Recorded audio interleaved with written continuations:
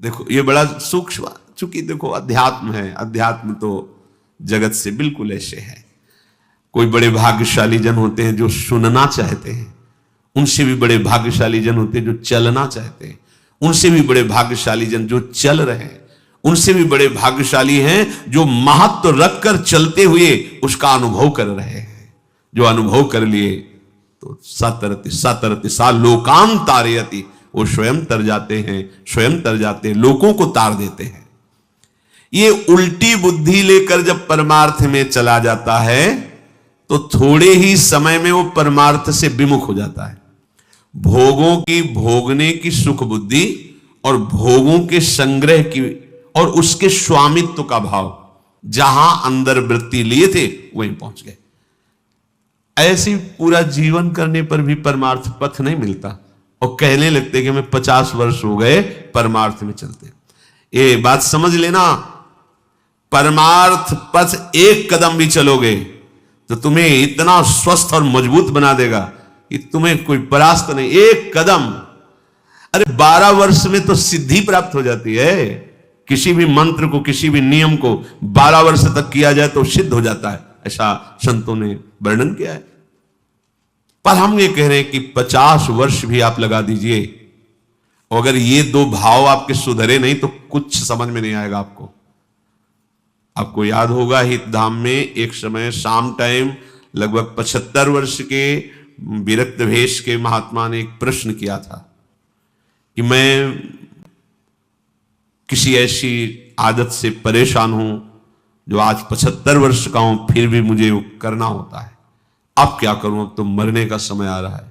मुझे आश्चर्य नहीं सर्वाश्चर्य हुआ, पूरा जीवन भगवत मार्ग में चलने का प्रमाण देने वाला कि मैं भगवत मार्ग का पथिक हूं, 75 वर्ष की अवस्था में वो अपनी उस वृत्ति को नहीं छोड़ पाया जो भगवान से विमुख करती है। अब कहीं डींग अपने लोग हाँक सकते हैं कि इतने वर्ष हो गए परमार्थ। शरीर का समय व्यतीत करना कोई परमार्थ का मार्ग तय कर लेना नहीं है। विवेक के द्वारा भोगों का त्याग करके निरंतर परमात्म चिंतन, ये परमार्थ का मार्ग है। आप चल के इस पे देखो कैसा अनुभव। लोग समय व्यतीत करते हैं भोग चिंतन, भोग स्वामित्व में, और वर्णन कर देते हैं कि इतने वर्ष हो गए हमको परमार्थ में चलते हुए। दंभ कभी सत्य वस्तु का अनुभव नहीं कराता, नाटक कभी सच्चिदानंद रस का अनुभव नहीं कराता। भगवत रसिक जी कह रहे हैं, बिन विवेक वैराग्य भक्ति बिनु सत्य न एको मानो। बिना विवेक और वैराग्य और प्रेम भक्ति के उसकी एक भी बात सत्य नहीं मानना है, कोई भी हो, कितनी भी अवस्था का हो। ऐसा जरूरी नहीं कि कोई कितनी भी अवस्था का वयोवृद्ध या कोई, उसकी बात हमें माननी ही है, सुननी है, ऐसा नहीं।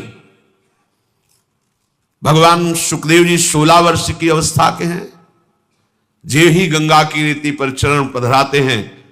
परीक्षित जी अनशन व्रत लिए बैठे हुए, आमरण अनशन, बड़े बड़े महापुरुष बैठे हुए हैं, श्री सुखदेव जी के पिता पितामह आदि सब बैठे हुए हैं। जे ही देखा दिगंबर वेश, शरीर की शुद्धि नहीं, श्री कृष्ण प्रेम में मतवाले सब खड़े हो गए थे। सब 16 वर्ष की अवस्था के सुखदेव जी और 10-10 हजार वर्ष जिनकी केवल तपस्या साधनाएं, वो सब महापुरुष खड़े हो गए। क्यों?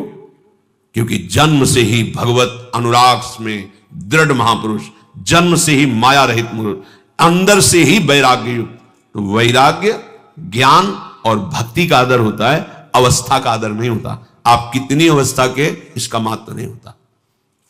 वो चांगदेव ने 1400 वर्ष की अवस्था, ज्ञानदेव जी की शरण में वो शिष्य बने। ज्ञानदेव जी नवीन अवस्था के।